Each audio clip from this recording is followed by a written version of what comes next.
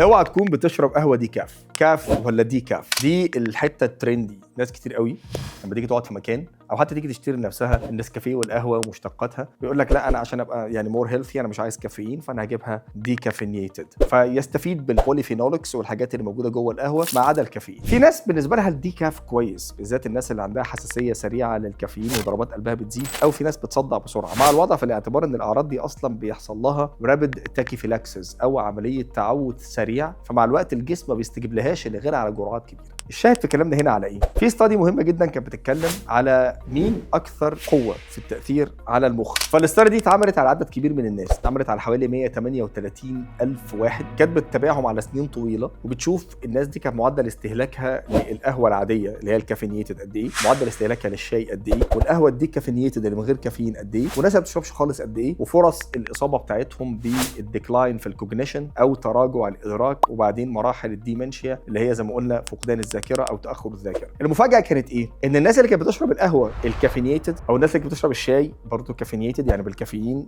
بتاعه، فرص اصابتهم بالتاخر الذهني او التاخر والتراجع في الذاكره اقل من غيرهم بنسبه توصل ل 23%. فلاقوا ان الناس اللي بتشرب كوبايه شاي من 1 ل 2 في اليوم، او بيشرب فنجان قهوه من 2 ل 3 في اليوم، هنا بتكلم 2 ل 3 على برضه على البن الروباستا اللي هو تقريبا لو هنتكلم البن ده لو ارابيكا فاحنا ممكن نوصل اب تو 4 فناجين قهوه في اليوم، وقلنا كوبايه ل 2 شاي في اليوم. الناس دي وصلت للثريشولد او للنسبه اللي عندها بدأ الجسم يستفيد ويقلل فرص التأخر في الذاكرة. طب ده حصل ازاي؟ قال لك والله في كذا ميكانيزم كده، يعني في كذا طريقة بيحصل فيها كده. وانا بحب دايما اشرح لحضراتكم الحاجة عشان نبقى فاهمين احنا بنقول ايه.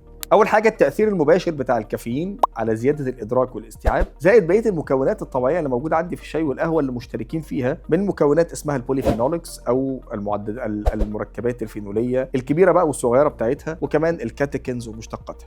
لقوا ان دول بيعملوا مع بعض تأثير قوي جدا مضاد للالتهاب، بالتالي بيقللوا فرص الالتهابات اللي بتحصل عندي في الاعصاب في الجهاز العصبي نفسه جوه المخ. الجزء الثاني كمان البروتينات اللي كانت بتتكون وتسبب التدهور والضمور في خلايا المخ في الجزء الخاص بالذاكره بيقل تكوينها، يعني القهوه والشاي منعوا تكوين البروتينز دي اللي هي البيتا اميلويدز والتاو بروتينز لو في حد متخصص بيسمعنا، لقوا ان فرص تكوينها بيقل بشكل كبير جدا مع تناول الكافينيتد او القهوه او الشاي اللي فيه الكافيين مع الحاجات الثانيه اللي معاه. النقطه كمان اللي بعد كده في الطريقه دي ان لقوا كمان تحسين مستوى السكر في الدم، وبالتالي ده كان ناتج عن الانسولين سنسيتيفيتي، حسنوا حساسيه الانسولين، وبالتالي دي برضو قللت تكوين بعض المركبات اللي بتنتج عن زياده السكر في الدم، ودي كانت لها تاثير سلبي عندنا على المخ. وبالتالي الخلاصه بتاعه الاستادي دي اللي عايز اقول لحضراتكم عليها ان الحاجه الكافينيتد كانت المفاجاه ان هي لصالح المخ، لصالح الذاكره، لصالح الاستيعاب، هي كانت افضل بكتير جدا من القهوه اللي ما فيهاش الكافيين. افتكر دايما ان صحتك اهم.